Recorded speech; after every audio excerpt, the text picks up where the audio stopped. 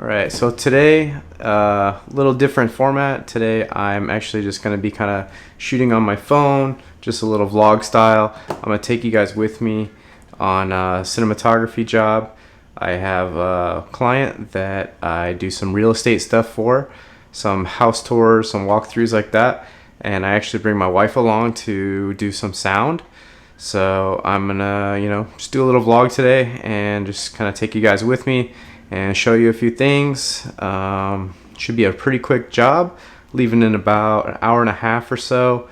And really, we just need a few drone shots, some camera walkthrough with like a host. It's basically just gonna live on YouTube. It's a YouTube video, and some good sound from a lavalier. So one of the first things that you need to do, not just for this job, but kind of for any job, is to rig out the camera in whichever way kind of makes the most sense for the job that you're doing.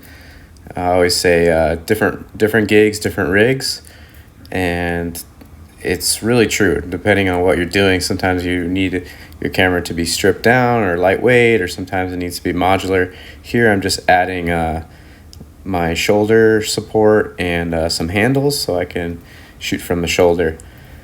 And I'm also just kind of going through my kit, make sure that all my batteries are charged, and just make sure that I'm kind of ready for the day. And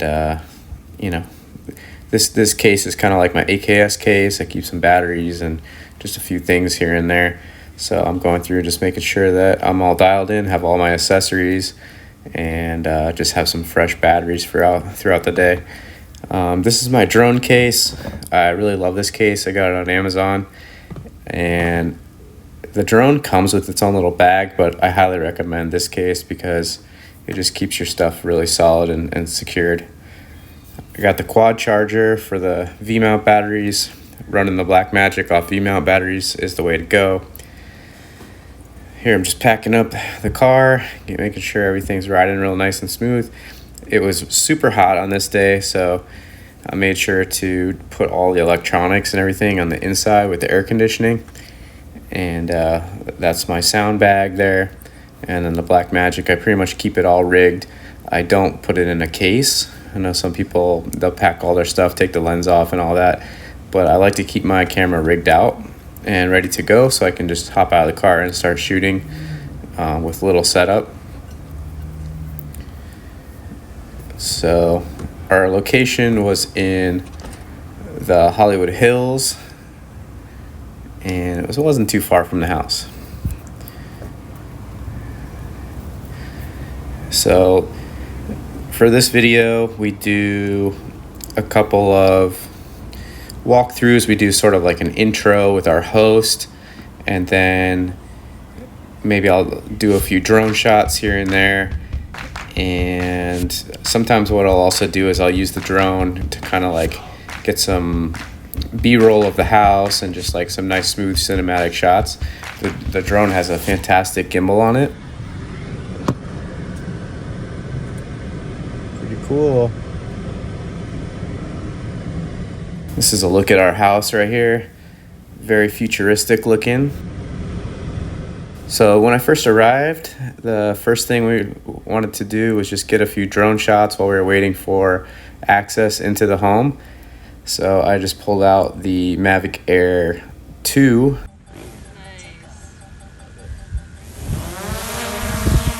I love this little drone, super small, very versatile, picture quality is amazing.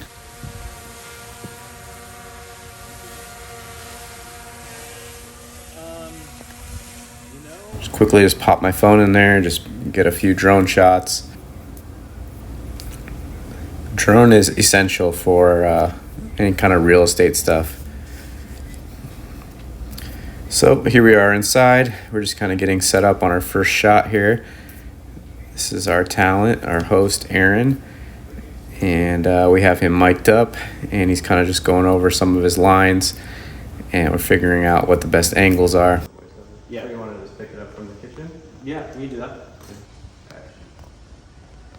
The kitchen is equipped with top-of-the-line Doka cabinetry and deck-tin countertops. While minimalistic, this home's attention to detail is immaculate. That was really good. Let's move around. These real estate shoots, they don't really take very long, maybe about 3 to 4 hours or so. We try to move as fast as possible. Here you can see that using sort of like a shoulder rig, sort of like monopod setup where I have the shoulder rig and then I also have the monopod kind of in the center of it. And that's so that I can kind of use the shoulder rig and be able to move. But then if I also want to kind of take some of the weight off my body, I can kind of give it to the monopod and just like support it in between takes. I have my wife helping me out with sound. We have a sound recorder that's just tucked into the pocket of our talent, and that's synced up with picture later on. Here I am sitting in a chair, just taking a load off. Anytime you can sit on set, go for it. Try to save your back whenever possible. A grand living space, a wet bar, and a movie theater.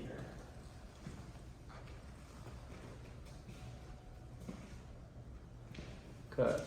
This house was absolutely beautiful. It was fantastic to shoot in this location, and I think that the shots that we got here were incredible. Here we are on the exterior getting our outro.